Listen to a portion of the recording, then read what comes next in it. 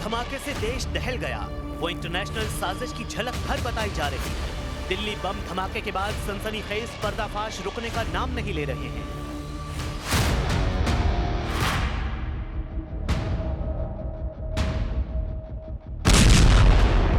जैसा बम धमाका दिल्ली में हुआ, उससे कई गुना ज्यादा लाशें बिछाने का आतंकी प्लान था। जैसी दहशत दिल्ली में फैलाई गई, उससे कहीं गहरी साजिश का पर्दाफाश जांच आगे बढ़ने के साथ होता जा रहा है। दिल्ली धमाके में अब तक जितने चेहरों से नकाब उतरा है, उससे कहीं बड़े नाम अब भी अपनी पहचान छिपाने की कोशिश में हैं, क्योंकि दिल्ली में फटा बम एक इंटरनेशनल आतंकी नेटवर्क का खूनी कारनामा है। दिल्ली में जो धमाका हुआ है, उसके कई सिरे जांच में देश से निकलकर विदेश तक जुड़ते जा रहे हैं। दिल्ली में धमाका हुआ, जिसका कनेक्शन हरियाणा के फरीदाबाद से निकला। उत्तर प्रदेश के सहारनपुर और दिल्ली ब्लास्ट के अहम ठिकाने बताए गए। जम्मू कश्मीर में दिल्ली बम धमाके के अहम किरदारों के तार जुड़े। दिल्ली बम धमाके के असली आका पड़ोसी देश पाकिस्तान के बहावलपुर में बैठे जैश-ए-मोहम्मद के टेरर कमांडर हैं। इसके साथ अब इनके हैंडलरों की कड़ियां तुर्की और अफगानिस्तान से जुड़ गई हैं।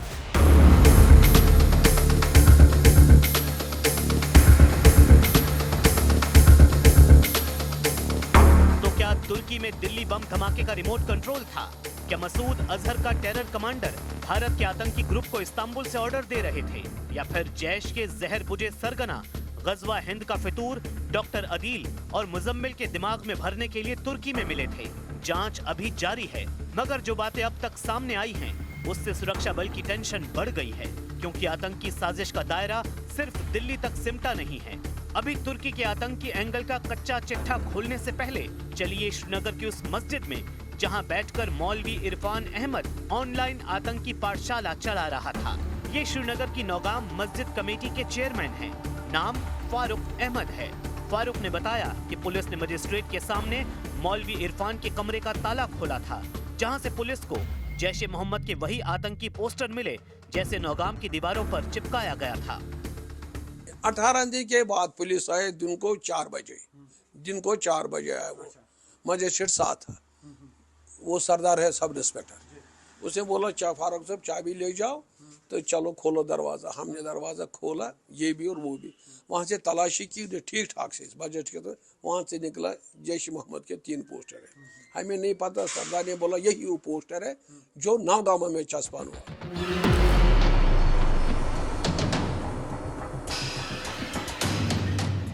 नौगाम मस्जिद कमेटी के चेयरमैन फारूक अहमद बताते हैं कि उन्हें मौलवी इरफान की कारस्तानियों की भनक लग गई थी। उन्होंने इरफान को समझाने की कोशिश भी की थी। पहले शक हुआ ना कि हमारा मौलवी साहब ये गलत काम नहीं करेगा, मगर आज से दिन होता तो हमें हुकूमत लगता है कि मौलवी साहब को सुरवार है। जिसने ये गलती की उसको सजा गवर्नमेंट देगा जरूर, कि बेगुनाह लोग दिल्ली में इतने मारे गए।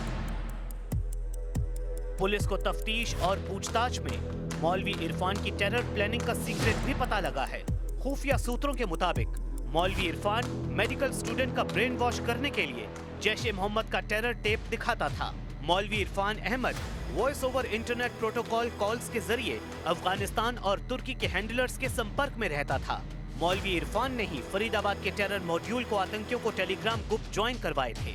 सूत्रों से मिली जानकारी के मुताबिक तुर्की में बैठे एक हैंडलर ने फरीदाबाद टेरर मॉड्यूल से जुड़े डॉक्टरों को ये निर्देश दिया था कि वो पूरे भारत में अपने अपने लोकेशन को टारगेट करके फैल जाएं। बारूदी मंसूबे के साथ अलग अलग ठिकाने पर फैलने के बाद मौलवी इरफान की टेरर टोली स्थानीय लोगों से घुल मिल गई। यहाँ तक कि व्हाइट कॉलर आतंकियों के गिरोह ने दावतें भी दी। और कश्मीर आप गए थे, कश्मीर में उनकी शादी में? हाँ जी, हम 4 से 5 लोग उनकी शादी में गए थे। कैसी शादी थी? शादी नॉर्मल, उनका थोड़ा सा कल्चर डिफरेंट होता है, तो उस शादी में हम सब सम्मिलित हुए और सम्मिलित होकर वापस हम आ गए। कहीं उनके साथ आसपास घूमने गए हों? शॉपिंग के लिए वो श्रीनगर गए थे, वहाँ पर कुर्ते वुर्ते लेने के लिए, फिर वो वापस आ गए थे। हम अपना आगे घूमने के लिए चले गए थे। अच्छा, डॉक्टर अदील ने कुछ फंड्स आपके अकाउंट पे ट्रांसफर कराए थे? नहीं, ऐसा नहीं है। नहीं, मेरा अकाउंट की क्योंकि आपका एक हॉस्पिटल बन रहा है नहीं, मेरा हॉस्पिटल तो मैं घर पे जो था उसमें बनाया गया था। मेरे अकाउंट में कोई किसी भी तरह का कोई फंड्स नहीं ट्रांसफर। डॉक्टरों को कट्टर बनाने वाला इमाम इरफान आखिर इतनी आसानी से सब कुछ कैसे करता जा रहा था? सूत्रों के मुताबिक मौलवी इरफान अहमद सोच समझकर पूरी प्लानिंग के साथ लोगों को अपना शिकार बनाता था। मौलवी इरफान अहमद पाकिस्तान में बैठे जैश ए मोहम्मद के आकाओं से संपर्क में था। खुद जम्मू कश्मीर के शोपियां से ऑपरेट कर रहा था। दिल्ली धमाकों के आरोपी शाहीन को मौलवी इरफान ने फाइनेंस और दूसरे सदस्यों से संपर्क के लिए कहा और फिर उसने डॉक्टर अदील, डॉक्टर मुजम्मिल और डॉक्टर उमर के धमाकों को अंजाम देने की और जरूरी सामान इकट्ठा करने की जिम्मेदारी दी। सूत्रों के मुताबिक इन लोगों ने मेवात में बैठे इमाम से विस्फोटक लिया और मदरसी नाम के एक आदमी से डॉक्टर अदील, डॉक्टर मुजम्मिल और डॉक्टर उमर को लोकल सपोर्ट मिला।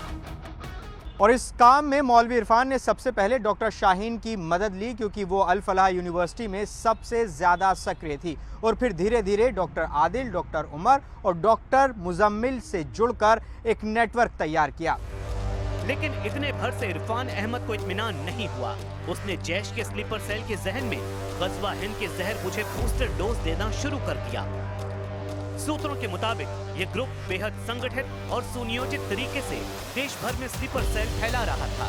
मास्टरमाइंड मौलवी इरफान ने अस्पताल की नौकरी के दौरान कई डॉक्टरों को रेडिकलाइज किया। उन्हें गजवाए हिंद की विचारधारा और हिंदू विरोधी भाषणों से भड़काया गया। मौलवी इरफान अहमद का आतंकी टोला तैयार हो चुका था। उसने टारगेट सेट कर दिए थे। अहम तारीख पर देश को दहलाने के लिए मौलवी इरफान का आतंकी टोला निकलता, उससे पहले 2 अहम किरदार तुर्की भेजे गए। खबर है कि डॉक्टर अदील और डॉक्टर मुजम्मिल तुर्की गए थे, जहां उन्होंने अपने जैश के हैंडलर से मुलाकात की। मसूद अजहर के हैंडलर ने दोनों डॉक्टरों के आने जाने और ट्रेनिंग का इंतजाम किया था। इधर इरफान अहमद की लेडी विंग की कमांडर श्रीनगर और अनंतनाग में ऑनलाइन कम्युनिकेशन और फंडिंग की जिम्मेदारी संभाल रही थी। डिजिटल फॉरेंसिक जांच में 400 से ज्यादा इंक्रिप्टेड चैट्स मिले हैं, जिनमें पैसों के लेन देन, सेफ हाउस और आगे की प्लानिंग पर चर्चा की गई थी। 2023-24 में एक महिला डॉक्टर को इस्तांबुल और दोहा से कई विदेशी रकम मिलने के इनपुट मिले हैं। दोनों महिला डॉक्टरों ने अपनी MBBS की पढ़ाई ढाका मेडिकल कॉलेज से की थी। इंटर्नशिप के दौरान ही उनकी मुलाकात मौलवी इरफान से हुई, जिसने धर्म के नाम पर इनका ब्रेन वॉश किया। गिरफ्तार की गई लेडी डॉक्टर की एक और कार की तलाश में पुलिस जुटी है, जिसमें विस्फोटक सामग्री होने का अंदेशा है। सुरक्षा एजेंसियों का मानना है कि ग्रुप खुली स्लीपर सेल बनाकर देश भर में अपनी एक्टिविटी फैलाने की तैयारी में था। हर खुलासे के साथ ये साफ होता जा रहा है, ये सिर्फ आतंकी नेटवर्क नहीं बल्कि सफेद कोट में छिपी एक खामोश जंग थी।